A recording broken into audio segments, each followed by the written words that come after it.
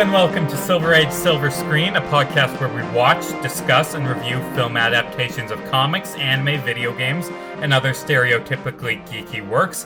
I'm your co-host, Casey Jarms. And I'm your other co-host, Riley Thorpe. We watch a lot of superhero movies on this show, mostly because, we're doing geeky films, and those are the geeky films that get made. And honestly, this is the beginning of superhero films, I would say. There were a few black and white serials for Batman and Captain America, but this was the first big budget, successful, fantastic, critically acclaimed superhero film. And it took a few years for the rest of the industry to get on board, but this was the superhero film beginning. And we are, of course, referring to Superman, the movie. Yes, released 1978, directed by Richard Donner, starring Marlon Brando, Gene Hackman, and of course, Christopher Reeve as Superman, who got third billing because he was a nobody at the time, but he did a great job. The story picks up the Superman story that we all know and love. Jor-El is on planet Krypton. He sentences the war criminal General Zod to imprisonment in the Phantom Zone, and immediately afterwards warns the people of Krypton that their planet's going to be destroyed. And when they don't listen to him, he puts his infant son in a spaceship and has him shipped off to Earth, where he crash lands in the middle of Smallville, Kansas, where he is found by Ma and Pa Kent. Martha! And he is raised to hide his powers from the world until, after the death of his father, his adopted father, he decides to travel to the North Pole, where he inadvertently creates the Fortress of Solitude and goes on a 12-year journey to become the Superman that we all know and love. And that's the first act of the film. And you described that very quickly, but that is not accurate to how the film goes. This is a very long film. I believe it's 2 hours, 20 minutes, and there was an extended cut, which was even longer, released a few years back. But the opening of this film sure does take a long time. I actually wrote it down. Superman, as Christopher Reeve, does not show up until 47 minutes into the movie. And what's more, 23 minutes is spent on Krypton, which is very interesting. Where the story goes from there, Clark Kent, aka Kal-El, aka Superman, gets a job as a reporter at the Daily Planet, where he meets Lois Lane, Jimmy Olsen, all the characters we know and love. Superman comes to Metropolis, does his superhero thing, and he catches the eye of criminal mastermind Lex Luthor, and the two start thwarting each other's plots and plans, and that's essentially the plot of the first real big superhero movie. Yeah. It's pretty simple. What I give it credit for is it's very accurate to the source material. From a story perspective, this origin is very true to Superman and the comics. Yeah, to an extent. Speaking of the origin story, as I was saying a second ago, this origin is much more heavily focused on Jor-El than really any other version of Superman comic adaptation, whatever. Partially because, hey, Marlon Brando, big star, gotta have him be in the movie a lot. Mm-hmm. The interesting thing about this movie is after Superman, goes to the Fortress of Solitude and, learns about who he is then mind-controlled by Jor-El for, 12 years, and when he emerges, he's Superman. And that's kind of interesting. It's not really the classic Superman origin. It does focus a lot heavier on Jor-El. Well, and the reason why is because this film had a very interesting production leading up to it. The studio needed a really big name celebrity to really carry this film, and that celebrity was Marlon Brando. And Casey, you and I have seen A Streetcar Named Desire. Marlon Brando, he was an asshole in his personal life, but he arguably single-handedly revolutionized film acting, particularly in A Streetcar Named Desire.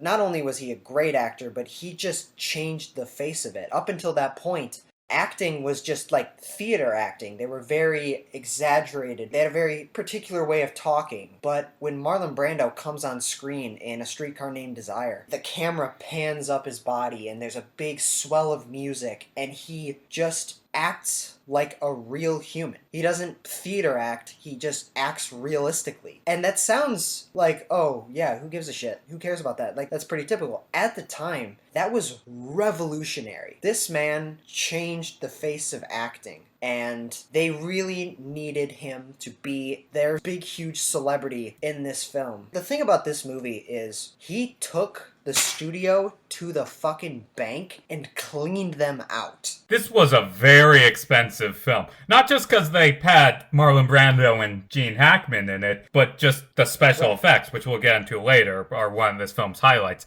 This film cost $55 million in 1970s money. This film, when it came out, was the absolute most expensive film that had ever been made, and it's a good thing it made all the money back. Oh, yeah. Also, side note, do you know what the current record for the most expensive film ever is? My gut tells me it's like Avatar, but I don't know. Oh, it's Pirates of the Caribbean 4 on Stranger Ties. Oh, yeah, that's right. Yeah, I did hear that. For some reason. Isn't that the shittiest one, though? Yeah. But the thing about Marlon Brando in this film is they wanted him so badly, and he knew that. They approached him to do this film, and he said, in order for me to read this script, to consider doing this film, I want $100,000. And they fucking gave it to him. He asked for $100,000 just to consider, just to read the script. That's a lot of fucking money. And the studio was willing to throw all that out, give that to him, because they really wanted him that badly. And not just that, but when he agreed to do the movie, not only did he get top billing above Superman and Lex Luthor for a part that he's not really in this movie that much. Not only does he get top billing over everyone else, but in his negotiation, it was in his contract that he was going to receive 11% of the box office returns. 11%. Just to keep in mind, the filmmakers of Avengers Endgame, Joe and Anthony Russo, they got roughly 2%. They were the filmmakers. They got 2. This is a side actor who's in a couple minutes, and he was getting 11%.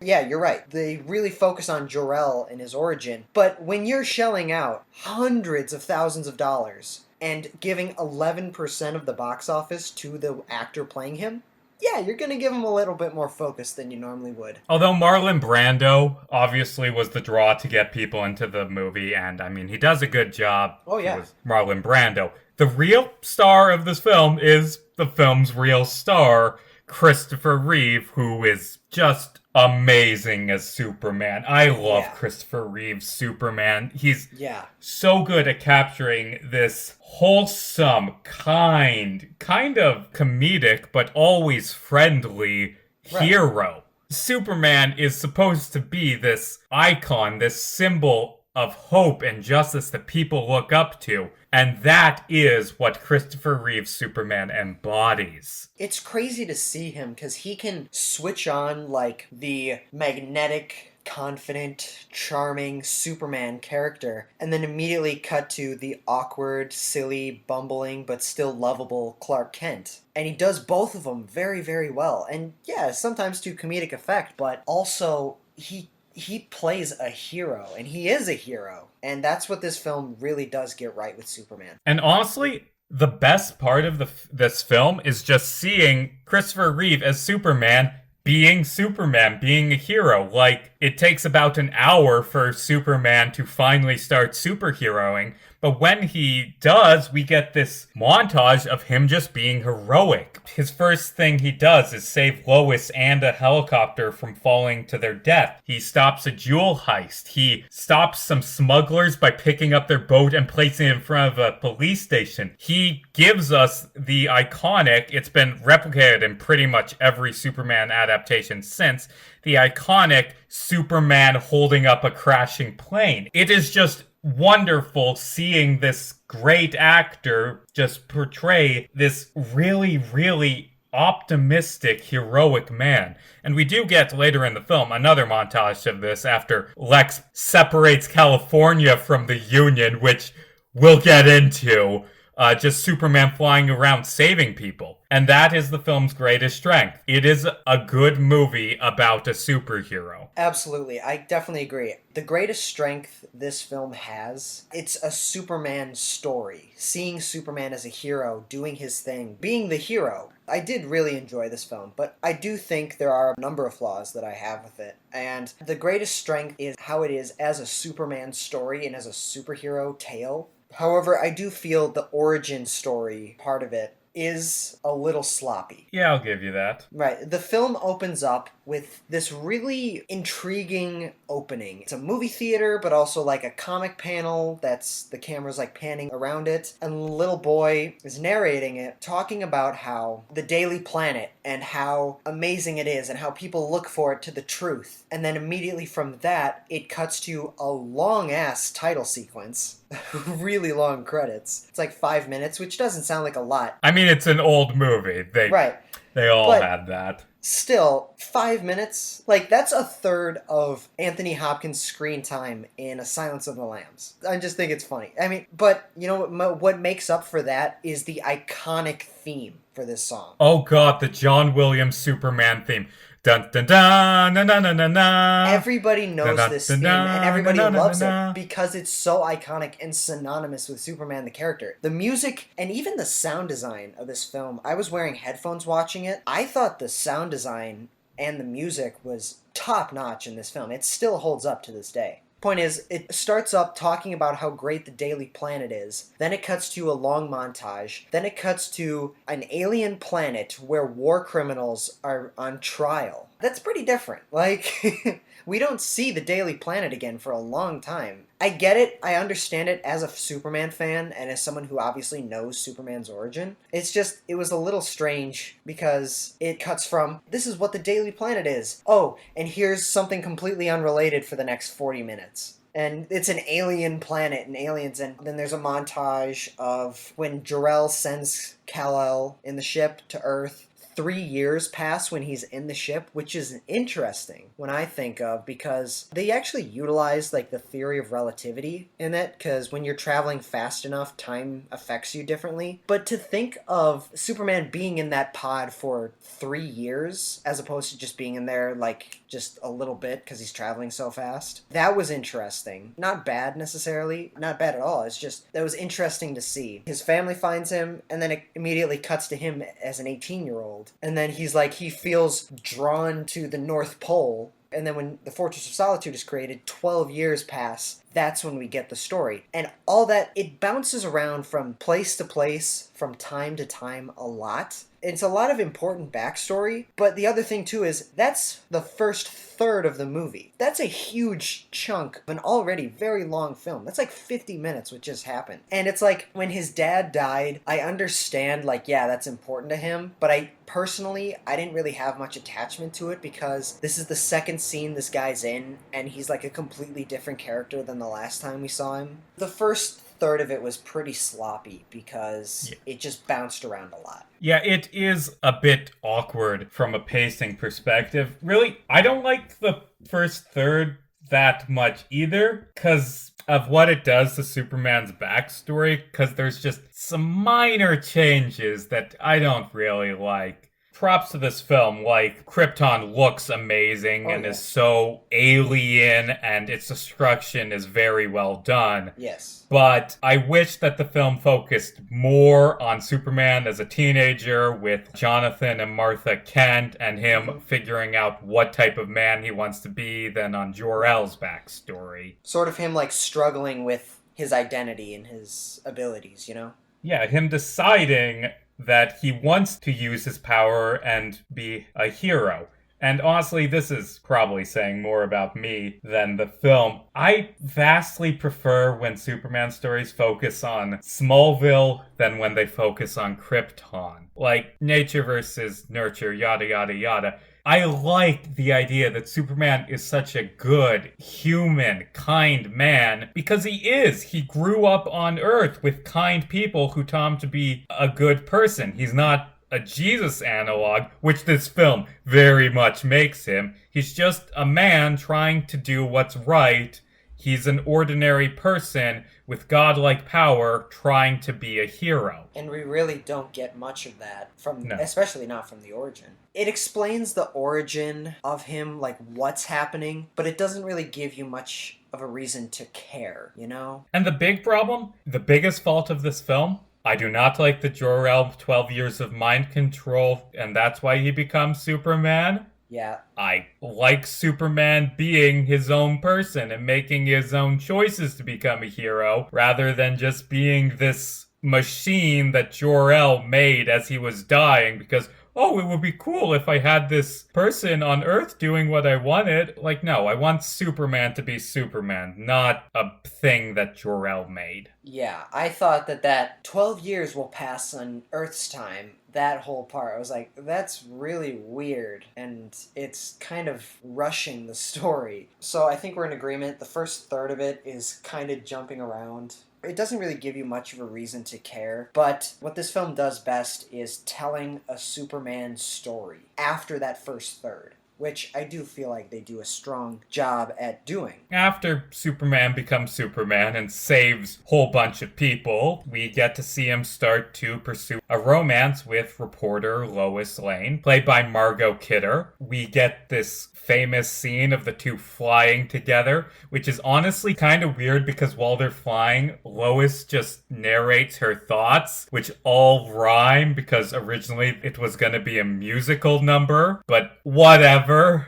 Also, the scene implies that Superman can read minds. Here's the thing about Superman's powers, is in the Golden Age, Superman's thing was he could literally do anything. He was the Superman because he had all the superpowers. He had the typical powers that we know, like flight, super strength, invulnerability, laser eyes, which I don't believe he does in this film, actually. Does he? No. I don't think he does. No, crap, you're right. He doesn't have heat vision. Yeah, but... He has X-ray vision, but not heat vision. Yes, X-ray vision, freeze breath. But Golden Age Superman, from what I understand, he can literally do anything. He has psychic powers. He has wall rebuilding powers, as we saw later in this franchise. Yeah, the rebuild Great Wall of China vision, my favorite Superman power. Of course. There was even a power. I don't know who the hell thought this was a good idea, but they call it, I'm quoting the comics here, I don't mean to offend anybody, but they call it the midget making power. Oh god, I forgot about that. Wasn't that like an issue where he gained the ability to shoot a tiny Superman out of his finger? Yeah, he's like, ooh, the criminal's getting away. I would use my midget making power to create a smaller version of myself to go after the criminals while I rescue the day. And the bystanders are like, oh my god, what is he doing? Oh, look at that little Superman. He's so cute in his little tights. And Superman in his head is like, this thing is not cute. It's not even human. And it's like, dude, oh, goddamn 50s. So the point is, it was hard to pin down what exactly his powers were limited to. Nowadays, they clearly define more so what his abilities are and limit it to certain powers as opposed to just, oh, he has everything. And I will give this film credit, unlike some other Superman movies starring Christopher Reeves, it is pretty consistent with just the speed, strength, flight, invincibility, X-ray vision. Yeah. And maybe mind reading in that one scene. Although, I will say this, it's like he's strong enough to lift basically an entire state from sinking into the ocean, but he's not fast enough to stop both bombs. Yeah. It's like, I don't know. Yeah, and we're hinting at the climax, which we'll get to. There were parts of this film where I was just like, okay, why is this happening? It's never really explained why. Like the fact that he feels drawn to go to the North Pole for just out of nowhere. I kind of get the idea. It's like, because it has to happen, so suck it up and shut the fuck up, basically. Whether or not that's your cup of tea, then this film is for you. You mentioned it earlier. The special effects, I thought were, for the most part, really solid. There were a few janky things, like that part at the beginning where he's running past the train. It was done as practically as possible, but good God, does it look fake as shit.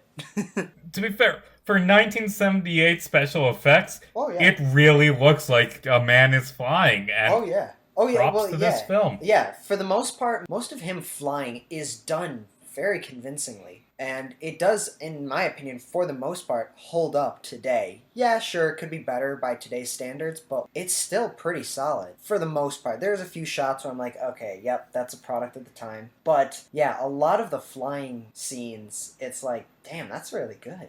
What do you think of Margot Kidder as Lois Lane? She's alright. I mean, she's Silver Age Lois, who's a bit crazy. I mean, not as bad as she is in Superman 2, but still, but yeah, she's fine. Yeah, here's what I think. I think she did a good job as like this independent, strong female reporter. I think she did a good job at that. My problem with her is I don't believe her as a love interest for Superman. Alright. Admittedly, it's not completely on her. Some of it's on the script as well. The first half of her screen times, like, she's written to be this very strong, more, I don't want to say selfish, but like more self-centered in a good way. Like, she's very positive about herself and she knows what she wants and she goes after it. She does that well. It's just at a point she does kind of become this sort of helpless woman needing to be saved.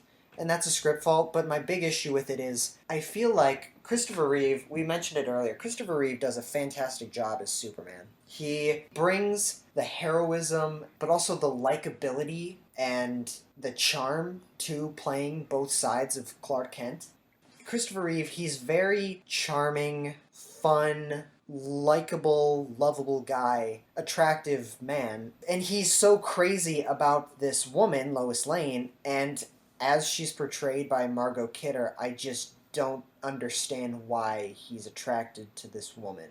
I'm not trying to sound misogynistic at all. I don't know, I just don't believe her as a romantic interest. I believed her as this really great at her job reporter. She's like, oh yeah, I'm writing about sex and rape and murder and blood and crime and all that, like, and she's kind of blowing off Clark. I don't really understand why Clark is like, oh yeah, I'm fucking in love with her. I'm crazy about her. I just don't understand. I don't believe her as a romantic interest. The interesting thing is my mom actually is a huge fan of this film ever since she was a girl. She always watched this movie as a kid, and she was a big fan of this one and the sequel. Her and I have talked about it. She says she always hated Margot Kidder as Lois Lane. She just did not like her. Fair enough. Like, I get what you're saying. That Right. Superman really does latch onto Lois really early in this film after they have, like, 2 scenes together. Yeah, and she's kind of a dick to him throughout it. Maybe he's into that. Yeah, maybe. Probably.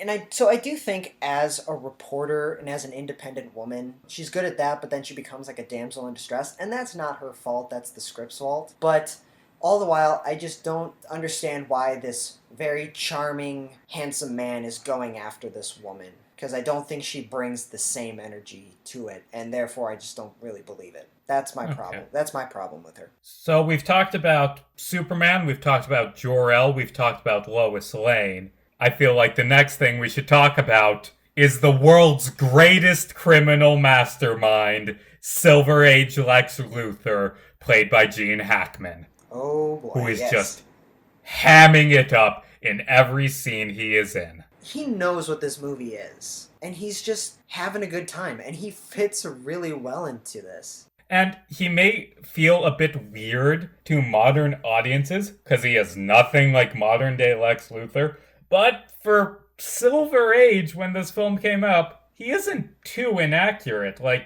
modern-day Lex is a serious, intelligent businessman. Lex used to be just like a mad scientist who hated Superman. Gene Hackman did do a good job. He's not in it for a long time. Like, his first scene is like an hour into this film, and then he's gone for another really long period of time.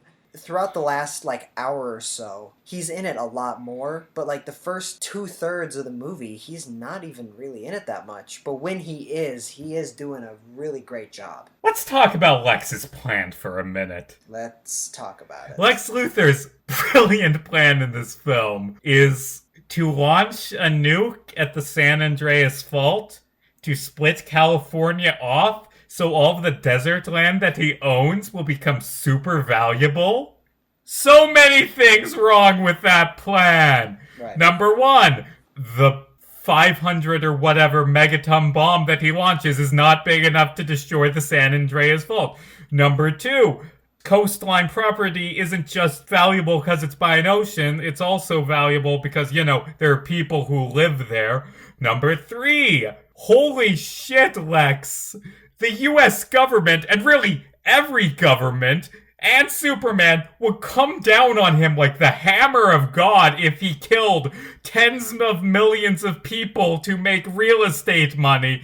And number four, wouldn't the land all become radiated because he nuked it? Also, it wouldn't be worn down into beaches by erosion. It would be craggy desert. And also, there wouldn't be people here. And also, again, he would go to jail immediately. And again, like I said, Gene Hackman knew what this movie was, and he played the role accordingly. He just hams it up and has a good time. And it's a dumb plan, but Gene Hackman's pure, over-the-top, arrogant asshole energy manages to sell it. Exactly. Speaking of his plan, I noticed throughout this series in particular, Lex Luthor's whole goal is real estate, essentially. Yeah, and I mean, evil real estate billionaire. I mean, that's a realistic villain, but they aren't evil in real life because they try and nuke California to make beachfront property. To my understanding of Lex Luthor, I could be wrong, but I don't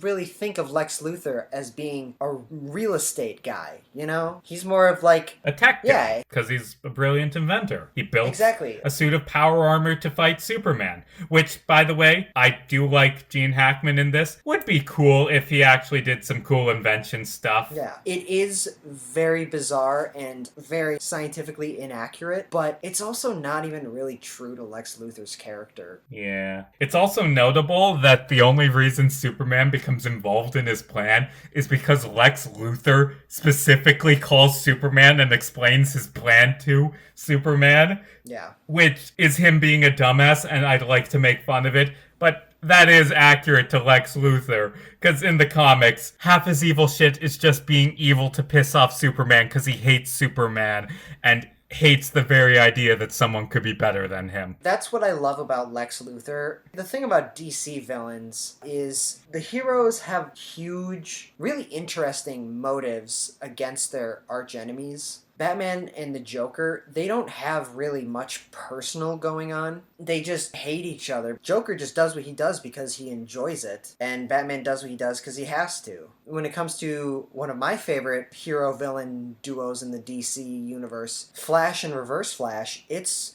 almost completely personal. Like, the Reverse Flash does what he does because he genuinely wants the Flash to be the best version of the Flash he can be. Lex Luthor, the reason why he hates Superman, it's very nuanced and it's very character driven. He just genuinely doesn't want people to be better than him. I know in the original origin of Lex Luthor in the comics is he was a mad scientist working with chemicals. His laboratory caught fire and Superman saved him by using his freeze breath, but the freeze breath blew some chemicals onto Lex Luthor that made him go bald. And he's like, "You took my hair from me, now I'm gonna devote my life to killing you." That's the original origin, but arguably the much better, more updated version of it is he has just this innate desire to prove that he is better than everyone, and here comes Superman, who's literally better at everything, and he's trying desperately to battle against him because of that. There's a line in this film where when he's talking to Superman over the psychic link or whatever, and when he explains his plan, he says something to the effect of, "No one's perfect.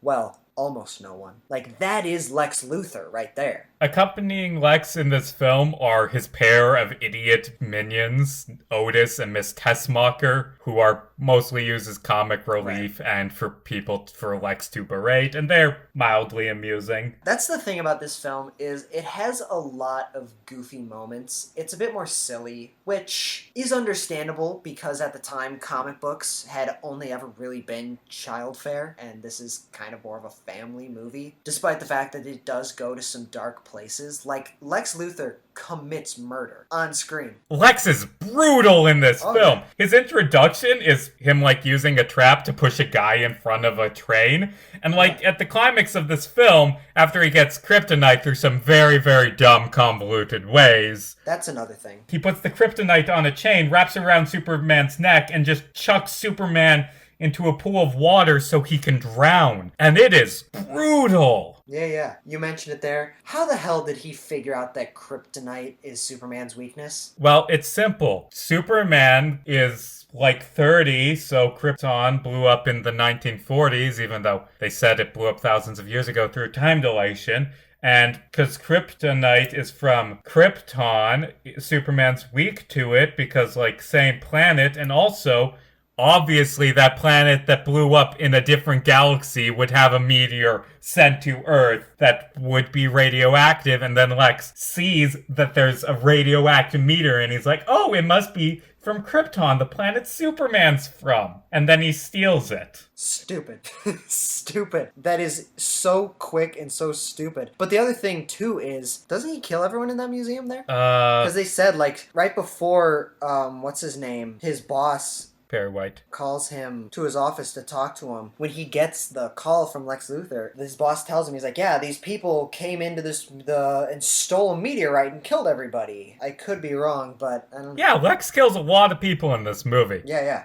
I mean, if he sank all of California, he would kill, like, 40 million people, so, I mean, you got that. You know what? Say what you will about the Zack Snyder Superman movies. They do give a more convincing backstory for Kryptonite. Yeah. And that's the only thing they do better than this film. Yeah. Speaking of dark moments, one moment that really stood out to me that was really funny in, like, a messed up kind of way. The montage where he's saving people and he rescues a cat from a tree and gives it to the little girl. Now, that is very true to Superman's character. That's what I love about the character of Superman, is like he will always go out of his way to do the right thing, no matter how insignificant.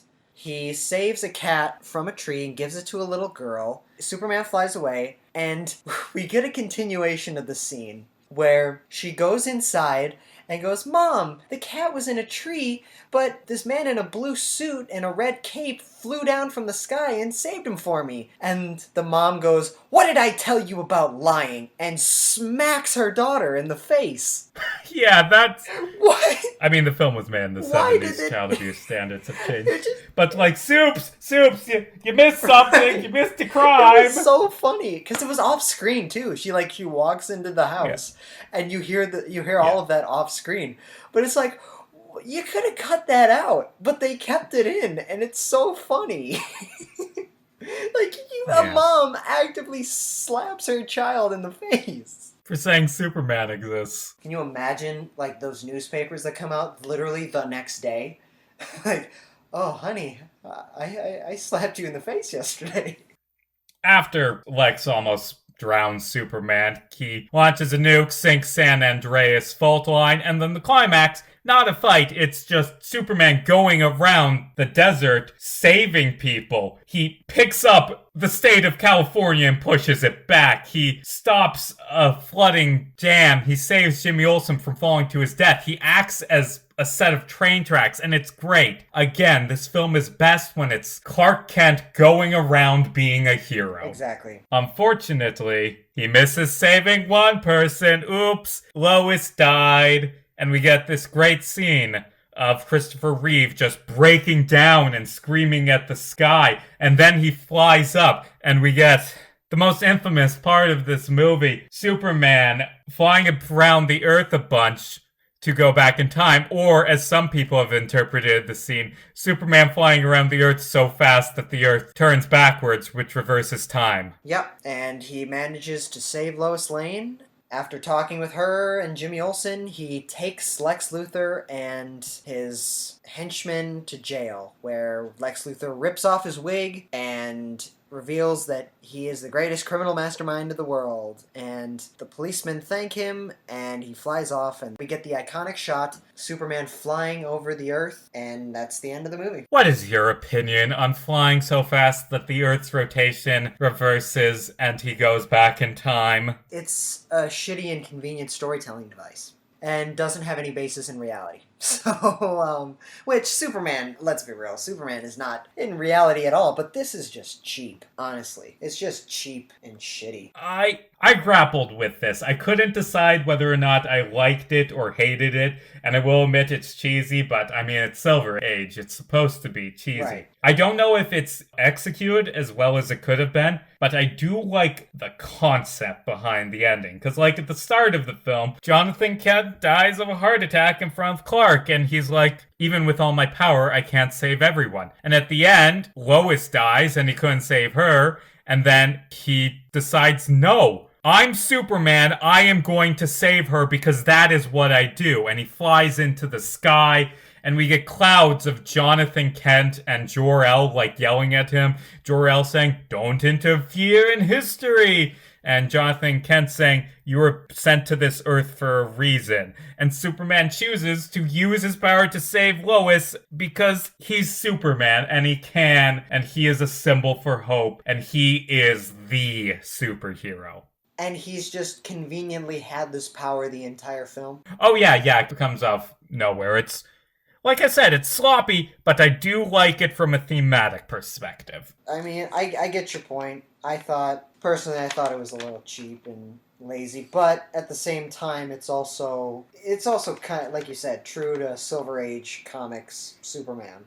One thing I think that we need to keep in mind for this film, as a standalone movie, it has flaws. But the fact of the matter is, this was never intended to be a standalone film. Yeah, it was filmed simultaneously with its own sequel, Right. Superman 2, which is why the weird opening that focuses on Zod a lot, even though he doesn't show up again, that's why it's in it, because it's supposed to be a duology with Superman 2. 2 films, 1 epic story. It does feel like a part 1 that needs a part 2. But the problem is that, and we'll definitely get more into this when we review Superman 2 sometime down the road. I know you and I have talked about it. You're not the biggest fan of Superman 2. Again, we'll get into it when we get to it.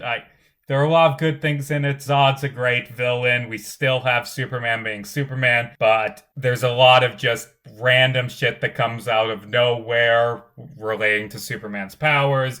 And also, it has Lois Lane being absolutely insane and evil. And we'll get into it Right, later. but the thing about it is, the producer who was spearheading this film, he was also going to do the exact same thing with the sequel. Like, he was the one who's like, no, we're going to make Superman 2, and it was going to be a direct continuation. It was going to be one story. The reason why it doesn't work as well is because that guy got fired for creative differences, and they got a new creative team, new director, like halfway through filming, and he filmed over half the film in order to ensure that he himself was the credited director. The problem with Superman 2 is that it's literally a hodgepodge of 2 separate creative minds' visions for what this film is going to be. Oh god, I just realized Justice League is Superman 2. Release the Donner cut.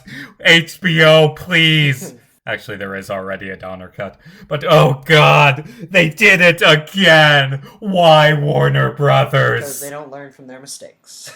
But the point is, some of the flaws I have, like the fact that it does bounce around at the beginning. Like, we see General Zod and his henchmen, but they never come up again later in the film. Well, that was because they were never intended to. They were intended to enter into this sequel, which was going to be a very natural continuation of the story, but due to production issues, it wasn't as natural, as cohesive as it had originally intended to be. Another problem is, yes, Superman as Superman does really work, but it's like, we don't really get much character development with like how this is affecting the man, Clark Kent. I've seen most of the sequel. It's been a while since I have, but the sequel does continue on that path. Like, does Superman owe the world? And if so, how much does he supposed to give?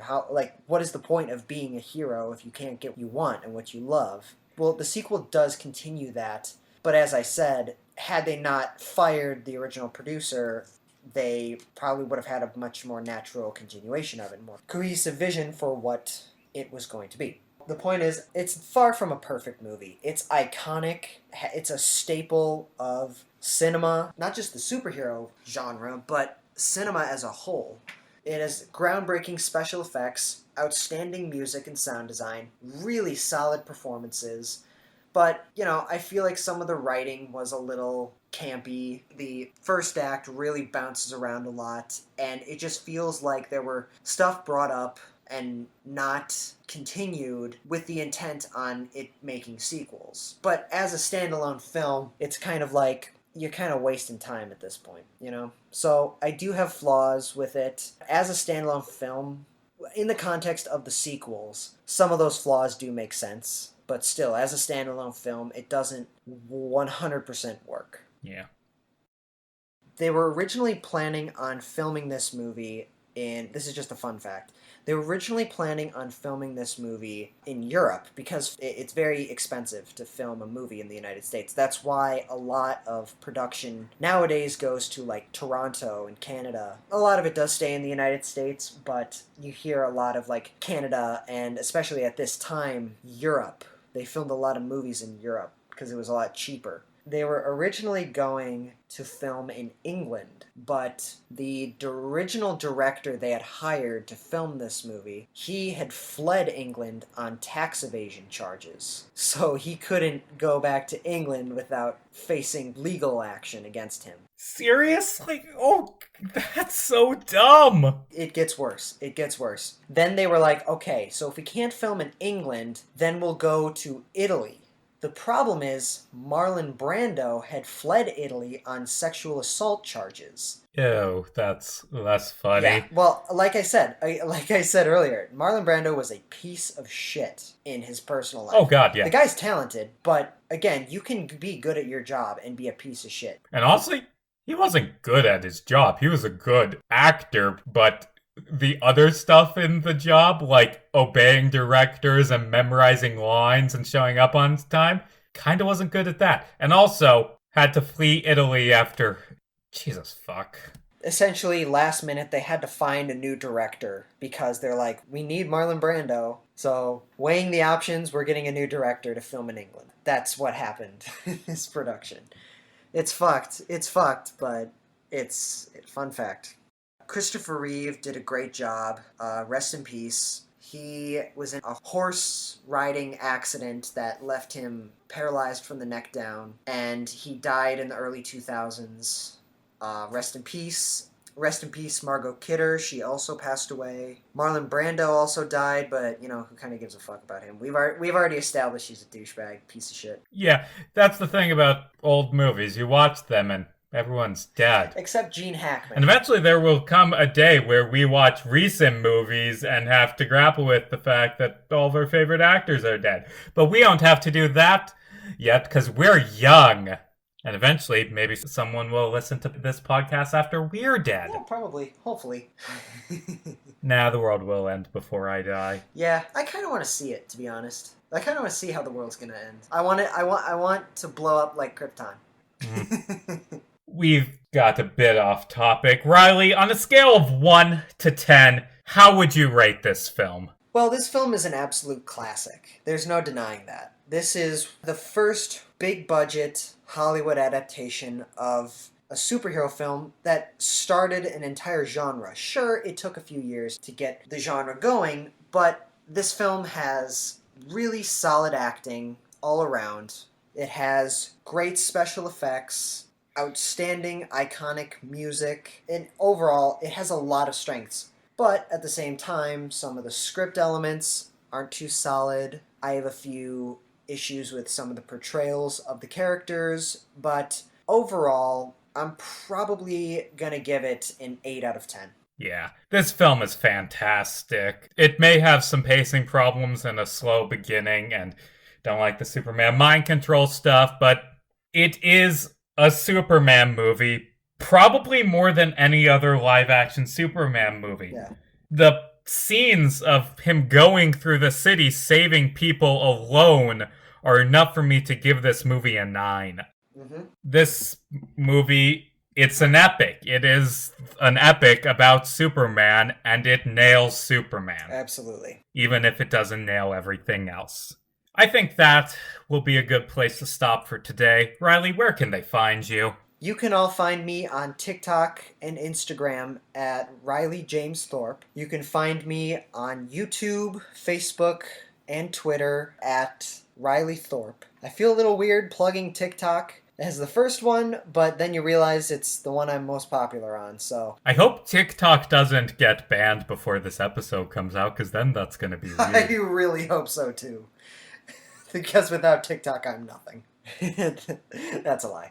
I'm everything. You can find me on Twitter at JarmesCasey, JarmesCasey. Also check out The First Mag Train Out of Cleveland and other short stories, available now on Amazon. We'll be back next week, assuming we don't get mind-controlled by Jor-El for 12 years. Or thrown into the Phantom Zone. Well, the Phantom Zone getting trapped in there is fine, because we can just come back for the sequel. Yeah, that's true. Next episode, we'll be talking about the absolute lamest comic book superheroes and supervillains. As always, I'm Casey Jarms. And I am Riley Thorpe. And hey, it's just a movie. Don't lose your head about it. Especially not to a ladder.